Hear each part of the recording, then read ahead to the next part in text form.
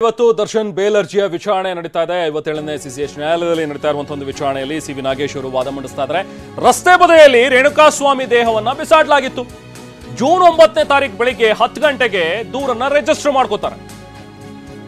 Apartment ನ watchman ದೂರು ಕೊಡ್ತಾನೆ. ಆತನ ದೂರಿನ ಆಧಾರದ ಮೇಲೆ ಎಫ್ಐಆರ್ ಆಗುತ್ತೆ. ತಕ್ಷಣವೇ ದೇಹದ ಮಹಜರ್ ಮತ್ತೆ ಪಂಚನಾಮೆಯನ್ನ ಮಾಡಬೇಕಿತ್ತು. ಆದ್ರೆ ದೇಹದ ಪಂಚನಾಮೆ ಮಹಜರ್ ಆಗಿರೋದು ಜೂನ್ 11ನೇ ತಾರೀಕು. ಹೀಗ್ಯಾಕೆ ಮಾಡಿದ್ರು ಅನ್ನೋದು $1 ಮಿಲಿಯನ್ ಪ್ರಶ್ನೆ ಅಂತ ಹೇಳಿ ಸಿ ವಿ ನಾಗೇಶ್ ಅವರು ಪ್ರಶ್ನೆ ಎತ್ತಿದ್ದಾರೆ. ಹಾಗೆ ಜೂನ್ 11ನೇ ತಾರೀಕು ಮಧ್ಯಾಹ್ನ 2:45ಕ್ಕೆ ಮರಣೋತ್ತರ ಪರೀಕ್ಷೆ ಮಾಡ್ತಾರೆ. ಪೋಸ್ಟ್ ಮಾರ್ಟಮ್ ಆಗೋದು ಕೂಡ ಜೂನ್ 11ನೇ ತಾರೀಕು. ಅಂದ್ರೆ ನಿಮಗೆ 9ನೇ ತಾರೀಕೇ ಗೊತ್ತಾಗಿದೆ ಅಲ್ಲೊಂದು ದೇಹ ಸಿಕ್ಕಿದೆ, ಮೃತದೇಹ ಸಿಕ್ಕಿದೆ, ನಿಮಗೆ ಅದನ್ನು ರಿಕವರ್ ಮಾಡಿದಿರಿ ನೀವು. ಅದರ ಆಧಾರದ ಮೇಲೆ ಅಲ್ಲೊಂದು ಬಾಡಿ ಸಿಕ್ತು ಅಂತ ಹೇಳಿ ಇದು ಯಾರ್ದು ಏನು ಎತ್ತ ಅಂತ ಹೇಳಿ ತನಿಖೆಯನ್ನು ತುಂಬಾ ಫಾಸ್ಟ್ ಆಗಿ ಶೀಘ್ರಗತಿಯಲ್ಲಿ ಮಾಡಿದಿರಿ. ಆಗ ಹೋಗಿ ಅಪಾರ್ಟ್ಮೆಂಟ್ನ ಪಕ್ಕದಲ್ಲಿ ಸಿಕ್ಕಿದಂಥ ಒಂದು ಬಾಡಿ, ಸೊ ಹಾಗಾಗಿ ಅಪಾರ್ಟ್ಮೆಂಟ್ನ ವಾಚ್ಮೆನ್ ಒಂದು ದೂರನ್ನ ತಗೊಳ್ತೀರಿ. ಈ ರೀತಿಯಾಗಿ ಒಂದು ಅನಾಥ ಶವ ನಾನು ನೋಡಿದ್ದೀನಿ ಬೆಳಿಗ್ಗೆ ಅನ್ನುವಂಥದ್ರ ಬಗ್ಗೆ ಆದ ದೂರನ್ನ ಕೊಡ್ತಾನೆ. ಆ ದೂರನ್ನ ಆಧರಿಸಿ ನೀವು ನೆಕ್ಸ್ಟ್ ವಿಚಾರಣೆಯನ್ನ ಶುರು ಮಾಡ್ತೀರಿ. ಆದ್ರೆ ದೇಹ ಸಿಕ್ಕ ನಂತರ ಅಲ್ಲಿ ಸ್ಥಳ ಮಹಜರು ಆಗ್ಲೇ ಆಗ್ಬೇಕಾಗಿತ್ತಲ್ಲ, ಪಂಚನಾಮೆ ಆಗ್ಬೇಕಾಗಿತ್ತಲ್ಲ, ಅದ್ಯಾಕಾಗಿಲ್ಲ ಅಂತೇಳಿ ದೇಹದ ಐಡೆಂಟಿಟಿ ಆಗಿರ್ಲಿಲ್ಲ ಎಂಬ ಸೊಬೂಬನ್ನ ಕೊಡ್ತೀರಿ ನೀವು. ಆದ್ರೆ ಮಹಜರು ಮಾಡೋದಕ್ಕೆ ದೇಹದ ಐಡೆಂಟಿಟಿ ಬೇಕೇ ಬೇಕಾ? ಯಾಕೆ ಬೇಕು? ಸಿಆರ್ಪಿಸಿ ಸೆಕ್ಷನ್ 174 ಅನ್ವಯ ದೇಹ ಸಿಕ್ಕ ಕೂಡಲೇ ಅದನ್ನ ಮಾಡಲೇಬೇಕು ನೀವು ಮಹಜರು. ಸೊ ಇದು ಸಿ ವಿ ನಾಗೇಶ್ ಅವರು ಮಂಡಿಸ್ತಾ ಇರುವಂತಹ ವಾದ.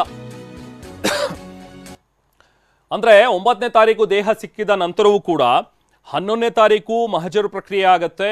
ಅದೇ ದಿನ 11ನೇ ತಾರೀಕು 2:45ಕ್ಕೆ ಮಧ್ಯಾಹ್ನ ನೀವು ಪೋಸ್ಟ್ ಮಾರ್ಟಮ್ ಅನ್ನ ಮಾಡಿಸ್ತೀರಿ ಆ ದೇಹದ್ದು.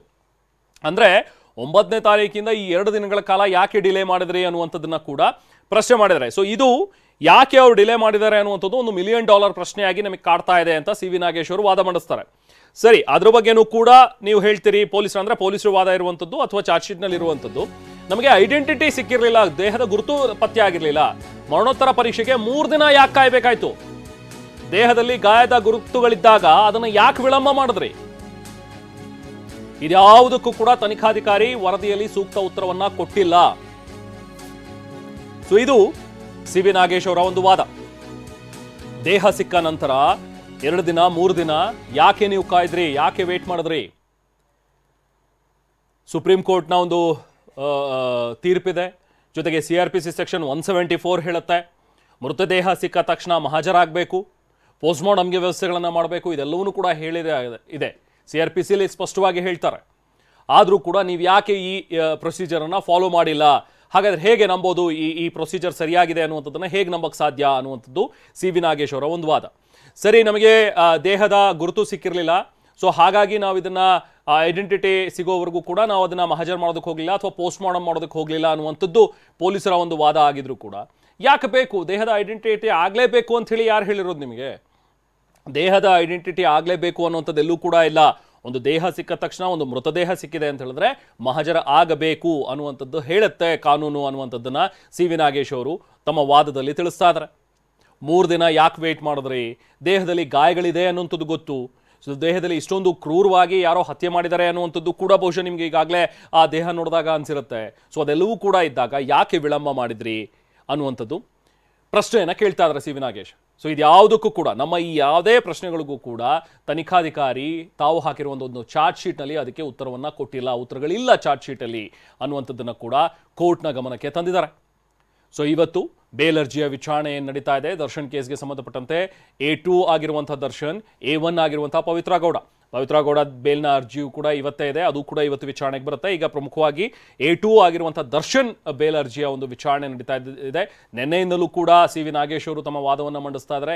ಇವತ್ತು ಕೂಡ ವಾದವನ್ನು ಮುಂದುವರಿಸಿರುವಂತಹ ಸಿ ವಿ ನಾಗೇಶ್ ಅವರು ಹಲವಾರು ಪ್ರಶ್ನೆಗಳನ್ನು ಕೇಳಿದ್ದಾರೆ. ಸೆಕ್ಯೂರಿಟಿ ಗಾರ್ಡ್ ಹೇಳಿಕೆಯಲ್ಲಿ ಘಟನೆ ಬಗ್ಗೆ ಸಂಪೂರ್ಣವಾಗಿ ವಿವರಿಸಿದ್ದಾರೆ. ಜೂನ್ 9ನೇ ತಾರೀಕು ಕೃತ್ಯದ ಸ್ಥಳವನ್ನು ಸೀಸ್ ಮಾಡಲಾಗಿದೆ ಅನ್ನುವಂಥದ್ದನ್ನು ಕೂಡ ಹೇಳ್ತಾರೆ. ಹೀಗಿದ್ದಾಗ ಗ್ರೇಟ್ ಡ್ರಾಮಾ ಯಾಕೆ ನಡೀತಾ ಇದೆ ನೋಡಿ? ಆ ಒಂದು ಬಾಡಿ ಸಿಕ್ಕ ನಂತರ 3 ದಿನ ಯಾಕೆ ವೇಟ್ ಮಾಡಿದ್ರಿ ಅನ್ನುವಂಥದ್ದು ಸಿ ವಿ ನಾಗೇಶ್ ಅವರ ಪ್ರಶ್ನೆ. ಯಾಕೆ ಮಹಜರ್ ಆಗಲಿಲ್ಲ? 13 ಆರೋಪಿಗಳ ಶೂ, ಚಪ್ಪಲಿ, ಬಟ್ಟೆಗಳಲ್ಲಿ ರಕ್ತದ ಕಲೆ ಇದೆ ಅನ್ನುವಂಥದ್ದನ್ನು ಹೇಳ್ತೀರಿ. ಆದರೆ ದೇಹದಲ್ಲಾಗಿರೋದು 1 ಸೆಂಟಿಮೀಟರ್ನಷ್ಟು ದರ್ಶನ್ ಶೂನಲ್ಲಿ ರಕ್ತದ ಕಲೆ ಇದೆ ಅಂತ ಹೇಳಿದ್ದಾರೆ. ಆದ್ರೆ ಬಲಭಾಗದ ಶೂನ ಎಡಭಾಗದ ಶೂನ ಅಂತ ವಿವರವಿಲ್ಲ. ಇದು ನಾಗೇಶ್ ಅವರ ಒಂದು ಪಾಯಿಂಟ್. ಇದು ನೋಡಿ ನಾಗೇಶ್ ಅವರು, ಸಿ ವಿ ನಾಗೇಶ್ ಅವರು ಈ ಚಾರ್ಜ್ ಶೀಟ್ ಅನ್ನ ಸ್ಟಡಿ ಮಾಡಿ ಯಾವೆಲ್ಲ ಪಾಯಿಂಟ್ಸ್ ಅನ್ನ ರೈಸ್ ಮಾಡ್ತಾ ಇದ್ದಾರೆ ಅಂತ ಹೇಳಿ. 13 ಆರೋಪಿಗಳ ಶೂ ಮತ್ತೆ ಚಪ್ಪಲಿಲಿ ಹಾಗೆ ಬಟ್ಟೆಗಳಲ್ಲಿ ರಕ್ತದ ಕಲೆ ಇದೆ ಅಂತ ಹೇಳಿದಿರಿ. ಆದರೆ ದೇಹದಲ್ಲಿ ಆಗಿರುವಂತಹ ಒಂದು ರಕ್ತದ ಗುರುತು ಅಂತ ಹೇಳಿದ್ರೆ ಅದು ಸುಮಾರು 1 ಸೆಂಟಿಮೀಟರ್ ರಕ್ತದ ಗಾಯ ಅಷ್ಟೇ ಅಲ್ಲಿ. ಅಂದ್ರೆ ಇವರೆಲ್ಲರ ಬಟ್ಟೆ ಮೇಲೆ, ಇವರೆಲ್ಲರ ಚಪ್ಪಲಿ ಮೇಲೆ, ಇವರೆಲ್ಲರ ಶೂ ಮೇಲೆ ಅದು ಹೆಂಗೆ ಆ ರಕ್ತದ ಕಲೆಗಳು ಬರೋದಕ್ಕೆ ಸಾಧ್ಯ ಅನ್ನೋದು ಸಿ ವಿ ನಾಗೇಶ್ ಅವರ ಒಂದು ಪ್ರಶ್ನೆ. ಇಲ್ಲಿ ದೇಹದ ಮೇಲೆ ಆಗಿರುವಂತಹ ಗಾಯನೇ 1 ಸೆಂಟಿಮೀಟರ್ನಷ್ಟಿದೆ ರಕ್ತದ ಕಲೆ, ರಕ್ತದ ಗಾಯ. ಜೊತೆಗೆ ದರ್ಶನ್ ಶೂನಲ್ಲಿ ರಕ್ತದ ಕಲೆ ಇದೆ ಅಂತ ಹೇಳ್ತಾ ಇದ್ರಿ. ಆದರೆ ಯಾವ ಶೂ, ಅದು ಬಲಭಾಗದ್ದ ಅಥವಾ ಎಡಭಾಗದ್ದ ಅನ್ನುವಂಥ ಒಂದು ಪ್ರಶ್ನೆಯನ್ನ ಸಿ ವಿ ನಾಗೇಶ್ ಅವರು ಕೇಳಿದ್ದಾರೆ. ತುಂಬಾ ಇಂಟ್ರೆಸ್ಟಿಂಗ್ ಆಗಿ ಕೆಲವೊಂದಷ್ಟು ಪ್ರಶ್ನೆಗಳನ್ನ ಸಿ ವಿ ನಾಗೇಶ್ ಅವರು ಕೂಡ ಕೇಳ್ತಾ ಇದ್ದಾರೆ ಈ ವಾದ ಮಂಡನೆಯ ಸಂದರ್ಭದಲ್ಲಿ. ನಮಗೆ ಯಾಕೆ ಅನುಮಾನಗಳು ಬರ್ತಾ ಇವೆ ತನಿಖಾಧಿಕಾರಿ ಮೇಲೆ ಅನ್ನುವಂಥದ್ದಕ್ಕೆ ಇದೆಲ್ಲ ಕಾರಣ ಅನ್ನೋದು ಸಿ ವಿ ನಾಗೇಶ್ ಅವರ ಮಾತು. ಅಂದರೆ ತನಿಖೆ ಸರಿಯಾಗಿ ಸಾಗಿಲ್ಲ, ಸೂಕ್ತ ರೀತಿಯಲ್ಲಿ ಸರಿಯಾದ ಗತಿಯಲ್ಲಿ ಹೋಗಿಲ್ಲ ತನಿಖೆ.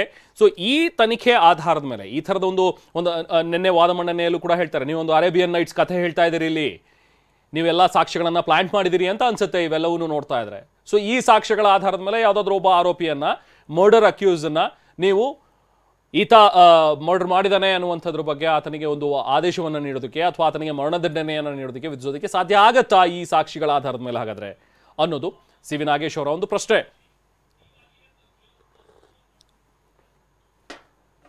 ಬೆಂಗಳೂರಿನ 57ನೇ CCH ನ್ಯಾಯಾಲಯದಲ್ಲಿ ನಡೀತಾ ಇರುವಂತಹ ವಿಚಾರಣೆ ಸಾಕಷ್ಟು ಕುತೂಹಲವಾಗಿ ಸಾಗ್ತಾ ಇದೆ.